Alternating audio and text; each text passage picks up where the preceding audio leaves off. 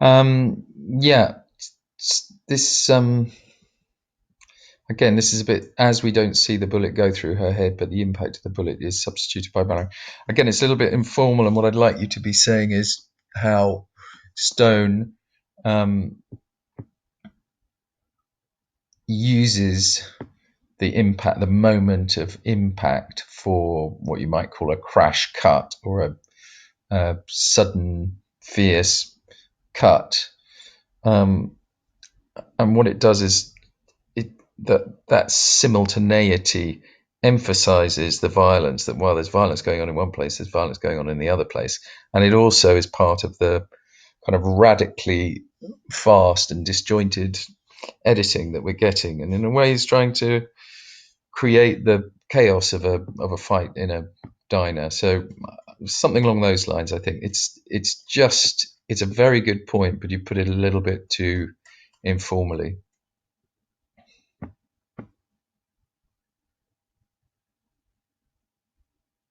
And again, I think you need to talk about authorial intention here. So the director uses slow motion to create an aesthetically pleasing effect. You need to look at the spelling of this word.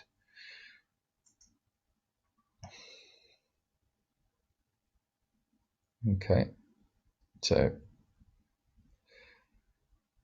correct that.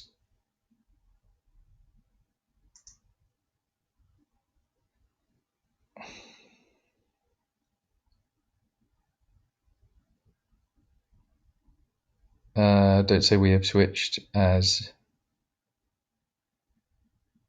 the backing sound, the soundtrack.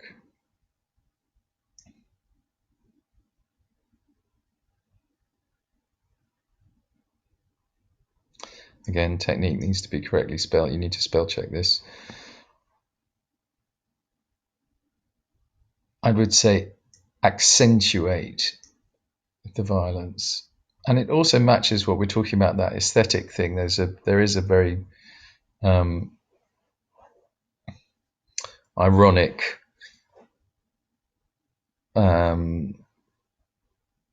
way in which, if you juxtapose classical music with violence, it emphasizes the sort of tragic nature of it, but also celebrates it in some way. So there are sort of all sorts of things going on there.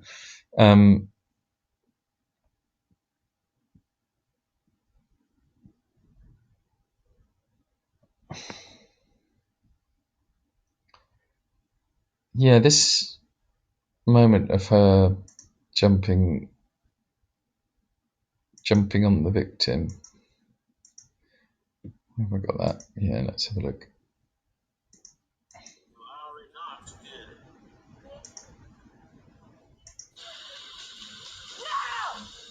Oh, I see, jumping up and down, yeah.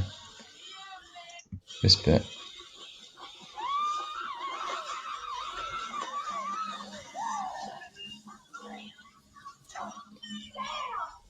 Yeah. So, I mean, that really is a worm's eye view because it's right down on the floor. You might want to talk about here how Stone is flicking between black and white and the color, and also there's that one moment which matches the kind of way in which he gives us an insight into what the character might be thinking, where we get that flash of her going back to the guy she's killing, essentially, here, where we get a sense from Stone about what her motivation here, which is, this predatory cowboy redneck trying to pick her up. And the dialogue confirms that when she says, whatever she says here, she just wanted to dance, didn't she?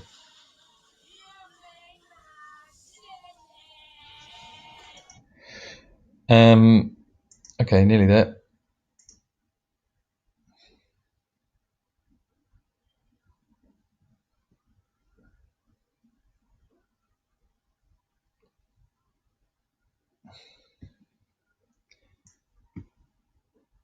Again, this is a little bit informal, and I would say also there's another thing going on here, that there's a kind of deliberate alienation here. There's what Brecht would call alienation, in the sense that although we're getting a lot of background about the characters, the way the fiercely artificial way in which they're presented gives the audience a real challenge to empathize or to align themselves with these characters, because they're presented in such a sort of like, it's like a dangerous cartoon style. So it's hard to, it's like empathizing with Itchy and Scratchy. There's the way in which the technical side of what he's doing is very challenging to an audience. So at the same time as we're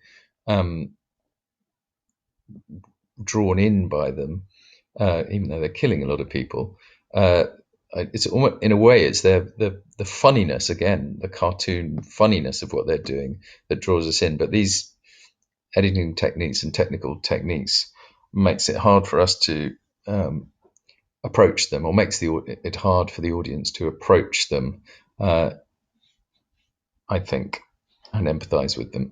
So it's a tug going in two different directions.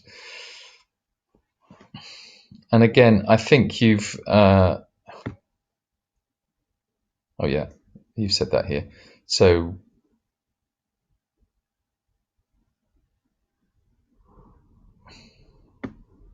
yeah, please don't end your essay by saying this film isn't straightforward at all. I'd like a more sophisticated point there. Yeah, very good. Very good. Immediately spelt wrong. So just try and formalize it a bit. I mean, I'd say this is in the top grade boundary, which is very pleasing. As I say, it's an impressive piece of work. Here's what the top grade looks like.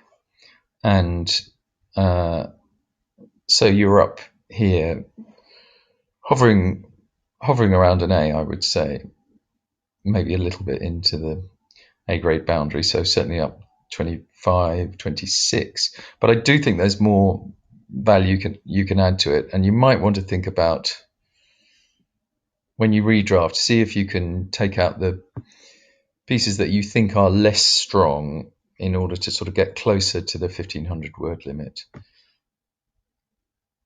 I think you've done